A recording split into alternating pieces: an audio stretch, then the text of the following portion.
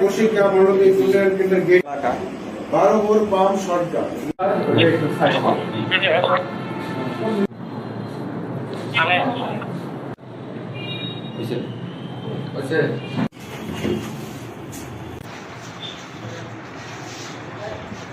কর্তৃক হামলার শিকার হয় এবং অগ্নিসংযোগের শিকার হয় এবং দুষ্কৃতিকারী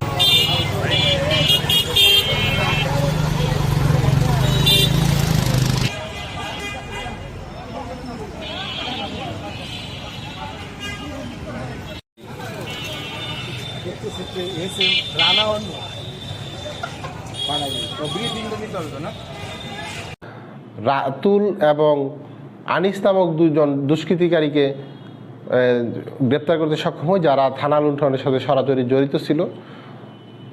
তাদেরই তথ্যের ভিত্তিতে বিভিন্ন জায়গায় আমরা অভিযান পরিচালনা করি এবং তারই প্রেক্ষাপটে গতকাল সন্ধ্যা 7:30টার দিকে এইখানে প্রশিকা মানব উন্নয়ন একটা এনজিও প্রতিষ্ঠান আছে, ওইটার গেটের পাশে দুষ্কৃতিকারীরা এই অস্ত্রটি ফেলে রেখে চলে যায় এবং আমরা সংবাদ পেয়ে পরিত্যক্ত অবস্থায় একটি 12 বোর সচল শটগান উদ্ধার করি।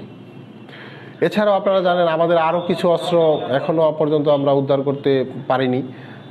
অস্ত্র উদ্ধার অভিযান অব্যাহত থাকবে এবং সবার জন্য মেসেজ, আমাদের এই লুণ্ঠিত অস্ত্র কোথাও যদি কেউ ফেলে রেখেও যদি আমাদের 999 সংবাদ দেয়, তাদেরকেও আমরা পুরস্কৃত করব।